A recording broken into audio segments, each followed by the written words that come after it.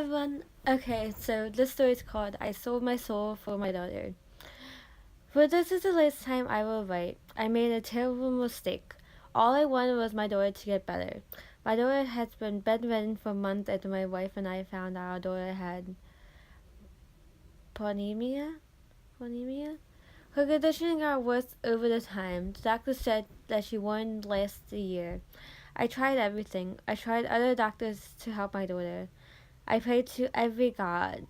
On August 9th, a man in a business suit came into my daughter's hospital room. He told my wife and I that he could help our daughter. My wife instantly said no. She couldn't take another man poking needles or meds into her daughter, but I would give anything for my daughter. The man asked for my soul in trade for my daughter's health. I agreed without even thinking. A couple of days has passed, and honestly, my wife and I thought the man tricked us, but the doctors noticed little by little our daughter was getting better. The doctors believed this was a miracle of God, but I knew it was a work of the devil. A month later, my daughter was perfect health and was able to go home. I spent every waking moment with my daughter. I didn't know what would happen when the man would come and take my soul. My daughter is now 16 years old. 10 years after I sold my soul. As soon as it became the anniversary of the day I made the deal, I started to get sick, then very sick. I was slowly dying the same disease my daughter had. Same disease as my daughter, but 100 times worse. I love my daughter, but selling my soul was the worst mistake that I could ever made. Now I will miss every moment of my daughter's life, from getting her first boyfriend to graduating to getting her degree to getting married and having her own children. He's waiting for me to finish. My sweet wife and daughter, I love you so very much. I wish I could have 10 more years. So, that's not bad. That's not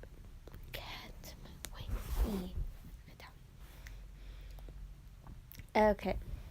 Next one is called I Never Knew My Sister Had Depression. I never knew my older sister had depression. She was always so happy. I never saw a day where I was smiling, at least once that day. I never questioned why she barely ate anything or seemed like she never slept. I just thought it was because she was a hard worker, going to school, having 2 jobs, and trying to become a writer. And considering we lived in a cold climate, I never asked why she was always in long sleeves or hoodies in the house. I remember one day I saw her in a short sleeve shirt and noticed some scars on her arm. I asked her about it, and she told me it was from the cat from a friend's house, then quickly put on a hoodie. I knew she was lying, but I was only 6. I didn't know what was going on. Years passed by. I remember the day I came home from high school. I saw my parents sitting on my sister's bed crying. I asked them what was wrong. They handed me a notebook that my sister would write in. I was confused at first, but then I opened the notebook. I saw a letter from me. Little Sammy, I'm so sorry. I'm so sorry that I couldn't tell you the truth till now. Do you remember that time you saw the scars on my arm? I lied to you. They weren't from a cat. I did it to myself. I'm so sorry. Remember, Sammy, depression is the worst kind of monster. Other monsters you can go out of. You can go out of the monster in your closet or underneath your bed. But you can't go out depression. It will stay with you no matter how hard you try. It will always come out on top. I fought for such a long time, but it was too strong for me. I love you, Sammy. Remember that, Katie. My parents told me that they found my sister had hanged herself in her room this morning. Nowadays, I understand why my sister called depression a monster. A monster that is always with you that is always beating you down until you finally give in. That's okay. And next one.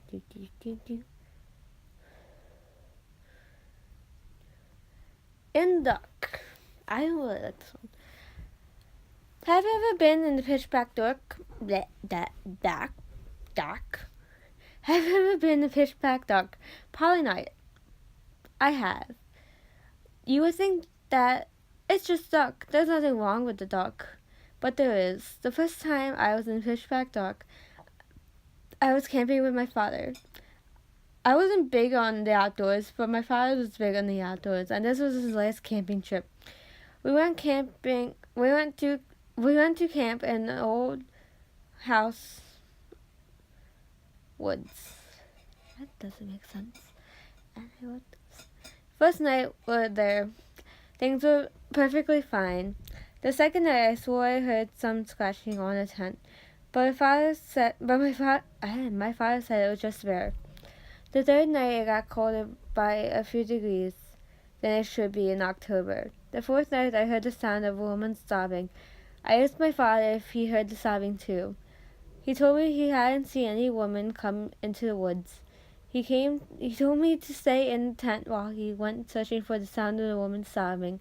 The fifth night was completely silent and the earth seemed still. It's now the sixth night. My father still hasn't come back. I heard her sobbing again, and a faint helped me. I quickly grabbed the flashlight and went out in the tent. As soon as I turned on the flashlight, the thing broke. Just my luck. I followed the sound and kept my arms up so I wouldn't walk into anything. When I got to the sound, it stopped. The woman creature came out of the darkness on all fours. She opened her jaws to show sharp teeth. Quickly figuring out what the creature's plan was, I ran. I ran out of that area. Hell, I never ran out of the woods. I ran to the car. I didn't know how to drive, but that didn't matter. I just needed to get out. When I got home, my mother asked me where my father was. I told her about what happened. We were searching for him, but we could never find him. Yeah, as I said, I didn't really like that one. And the last one I'm going to read is so many. No, not that one. That's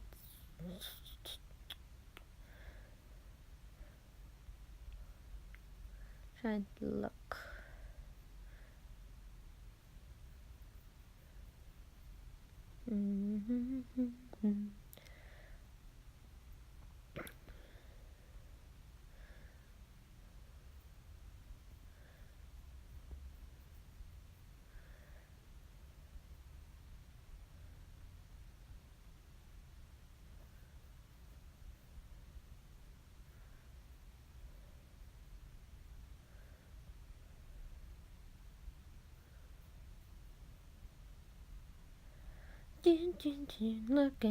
Looking. I can't find it. I know I wrote more. A lot more. Try and look for ones that aren't like Jeff the Killer.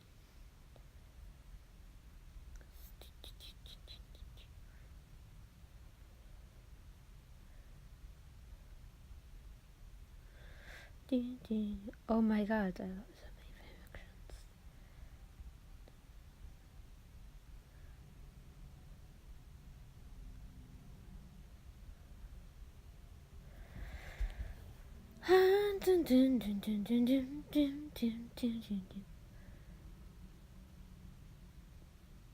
Okay, this one is called Forgotten Pills.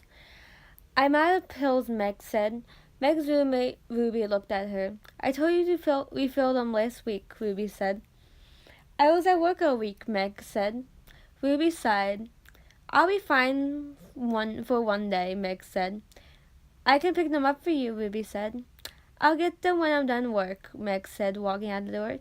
Meg would soon regret not taking her pills.